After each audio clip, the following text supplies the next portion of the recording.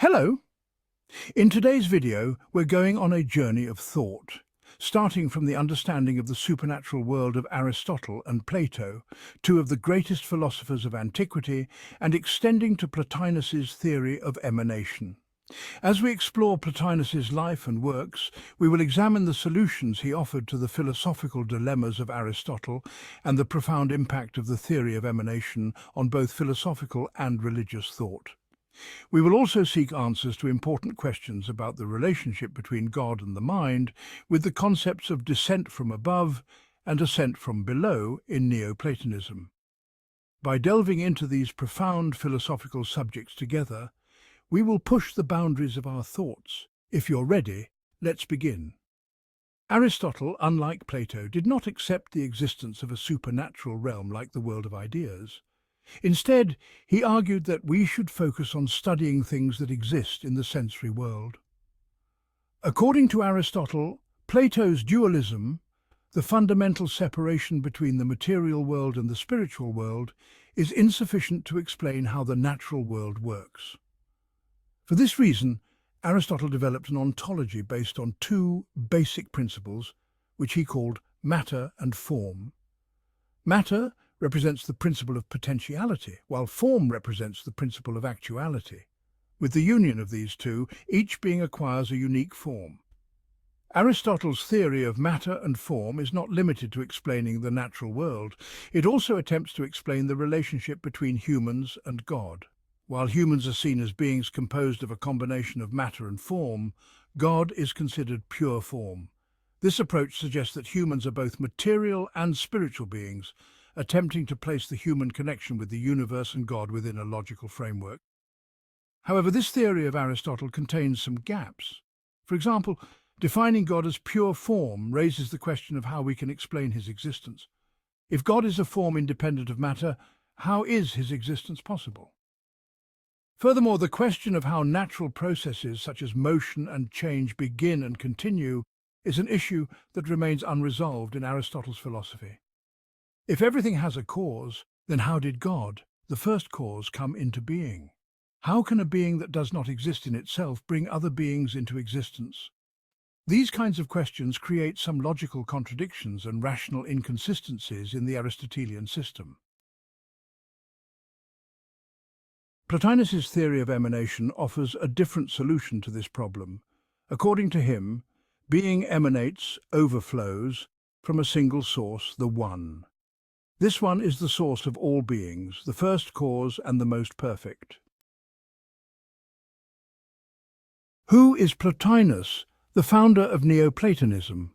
Plotinus, 205–270 AD, was an important philosopher who lived in antiquity and is considered the founder of the philosophical school known as Neo-Platonism. Deeply influenced by Plato's philosophy, Plotinus reshaped this philosophy with his own original interpretation and had a significant impact on Western philosophy. Definitive information about Plotinus is quite limited. It is known that he was born in Egypt and lived in Alexandria for many years. He had a significant influence on his teacher, Ammonius Saccas. Plotinus lived a rather introspective, modest, and simple life. Due to his deep devotion to philosophy, he stayed away from the material world and focused on his philosophical studies. Plotinus's most important work is the Enneads, a collection compiled by his student Porphyry. This work presents Plotinus's philosophical views comprehensively. The Enneads, written by Plotinus, consists of 6 books. Since each one consists of 9 sections, this work is called Enneads, Nines. Among these topics are fundamental philosophical questions such as being, unity, soul, God, beauty, and evil. According to Plotinus, at the root of all beings lies a single principle, the One. The One is the source and purpose of all beings. The process of the emanation of beings from the One is at the heart of Plotinus's philosophy. From the One emanates, in turn, the mind, nous, and the soul, psyche. The material realm is the last to emanate and the furthest away. Humans are both material and spiritual beings. The purpose of humans is to purify their souls and approach the One. Beauty is a quality that stems from closeness to the One. Evil, on the other hand, arises as a result of beings moving away from the One. Plotinus's philosophy received great interest, especially in the Islamic and Christian worlds during the Middle Ages. Islamic philosophers Ibn Sina and Ibn Arabi were influenced by Plotinus's ideas and developed their own philosophical systems. In the Christian world, Plotinus's thoughts were adopted by theologians, particularly Augustine.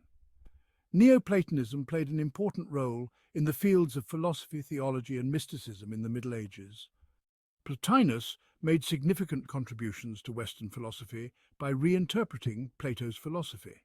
His in-depth examinations of topics such as the unity of being, emanation, and the spiritual ascent of humans have earned him an important place in the history of philosophy and religion. The concepts of emanation and eclampsis provide a cosmological and ontological perspective, allowing for a deep exploration of the relationship between God, the universe, and humanity. Emanation, literally meaning overflowing, or that from which it proceeds, forms the basis for understanding the source of being and the formation of the universe.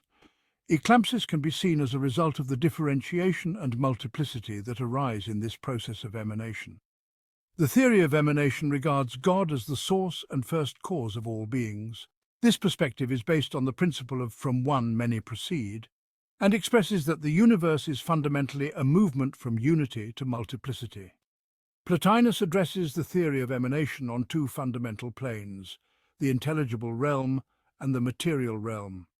The intelligible realm, closest to God, is a pure and perfect realm where mind and soul reside.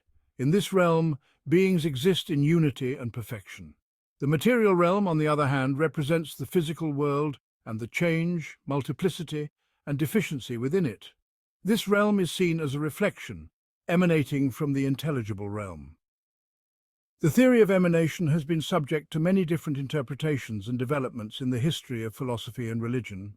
This theory holds a significant place in understanding both the origin and structure of the universe and the nature of being.